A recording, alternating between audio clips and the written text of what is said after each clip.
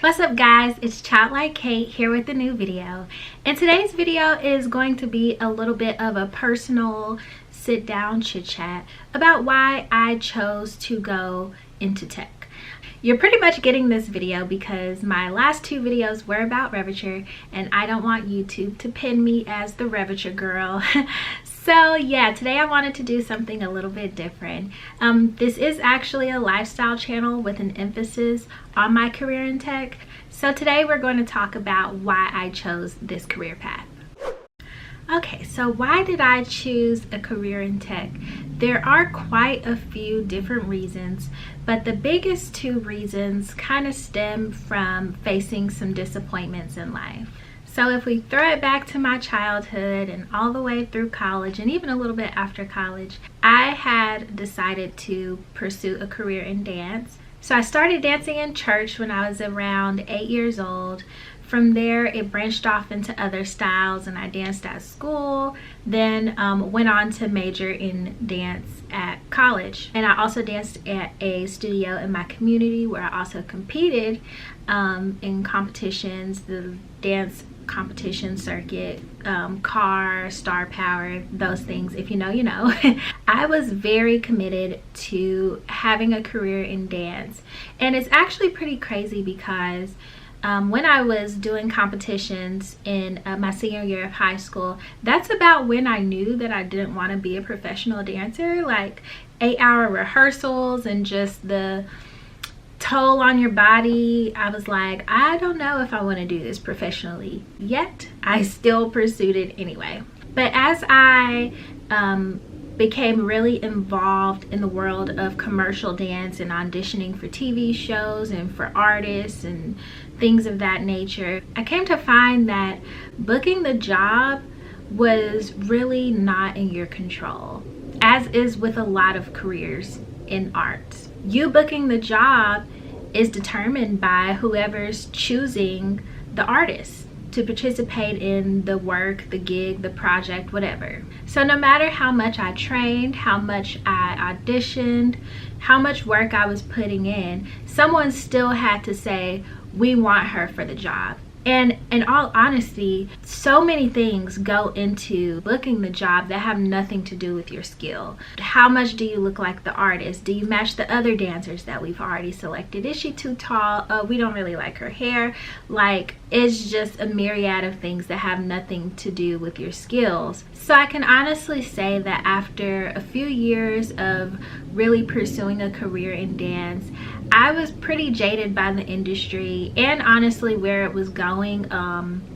A lot of the work was becoming hypersexualized, and that's not what I wanted to do. That's not why I started dancing. I grew up watching and admiring people like Michael and Janet Jackson, Chris Brown, Usher, Beyonce, Sierra. So that's the type of dancing that I wanted to do. I didn't want to be on a stage in a bodysuit and fishnets. That just was not my goal. So in 2017, I came to a bit of a crossroads. I knew I was done with dance and pursuing that as a career, but I didn't really know what I wanted to do next. So I was kind of going through this period of just kind of like floating through life. All I knew was that, oh, I'll get a job, I'll go to church, go home, maybe create some stuff in the meantime, do a few YouTube videos, things like that. And eventually, even, I still found myself getting back into dance and participating in dance programs just to be reminded of why I left anyway. Then August of 2018 came along, and that's when my dad passed away. And that changed a lot about how I viewed life at the time. I was a little disappointed in myself because at the time of his passing, I felt like I hadn't done anything that he could be proud of. And although he was gone, I wanted to change that so he could look down from heaven and say, look at my daughter, she's doing something. So I knew that I had to make a career change and find a new career doing something that I could control my success. And then a few short weeks later, I see an Instagram ad for a software engineering bootcamp, and the rest is history. I did some digging, I did some practicing, just throwing myself into the game, and found that I really enjoyed the art, the work, the skill of coding, and I wanted to build on my knowledge of that. At the time, I was actually working for a tech company in their customer support department, and I felt like the contributions I was making at the time were not necessarily that important to the company. Of course, customers are very important, because without customers, I would not have had a job. But I wanted to do something that I felt was more impactful. I wanted to do work that was a little more valued. And as we know, software engineers get all kinds of amazing treatment. And if you work for a tech company and work in the office, you do also get the benefits of that great treatment. But in other places, that's not so much the case. Also in 2018, late 2018, that might have been when I watched Stranger Things, and that kind of reignited my passion for acting. I had never stopped acting, but I had decided in 2019 that I was going to take it seriously, and I did. But I wanted to approach my acting career a little bit differently than dance. I didn't want to make it the forefront of my life and like what I depended on to consider myself successful. So I said, I can get a job in tech, I can be fulfilled at work, love the work that I'm doing. I don't have to be a starving artist while I'm doing auditions and waiting to book roles. I can be happy and fulfilled in the meantime. I don't have to wait for someone to select me for a role, because even with acting, getting the role has sometimes nothing to do with your skill.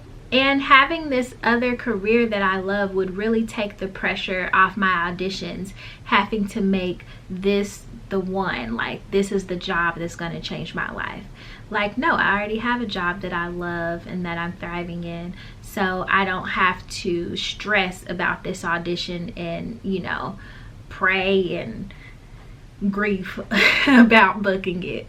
So yeah, that's actually how I ended up here, pursuing a career in tech. Although my role at Revitcher is considered a software engineer, I think it might say software engineer associate.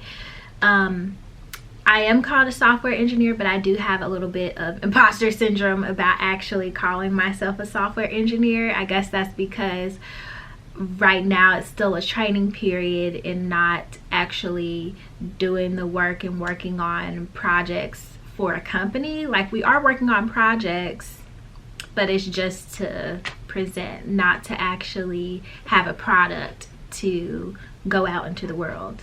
But I can honestly say throughout this process of getting my foot in the door, I felt very fulfilled and happy with what I'm doing. It is a learning curve. It is difficult. It is hard for all those people who are new to this career field. But it is also very rewarding, and not just getting the job. Like, I feel so elated every time I fix a problem. It could be the smallest problem. I could be stuck on it for, we all know the smallest problems are what you're stuck on for like 2 days. But the moment I fix it, I just feel so much happiness. And I think that's what keeps pulling me back in. So I'm just really happy to be here in this field. I will start calling myself a software engineer, because it's just like with acting. If you're doing the work, if you're auditioning, you are an actor. You're not an aspiring actor. You don't have to wait till you book the job to call yourself an actor. You are an actor. You're doing the work. So I need to apply that to my career in tech and start calling myself a software engineer, because I am doing the work. I am learning and growing and developing, and I'm excited to continue doing so on this journey. So for those of you watching, I would love to know, why did you choose to go into tech? And if you're at a place of just piqued curiosity and you haven't actually taken any steps yet, that's okay.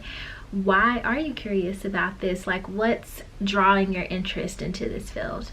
Let me know in the comments. You can also write me here on Twitter at ChildlikeKate. Also, if you like this video, don't forget to push the like button and please subscribe and hit that notification bell so you are made aware when I drop new videos. New Ravature videos are on the way. This was just a little intermission. So until next time, thank you guys so much for watching, and I will see you in the next video. Bye.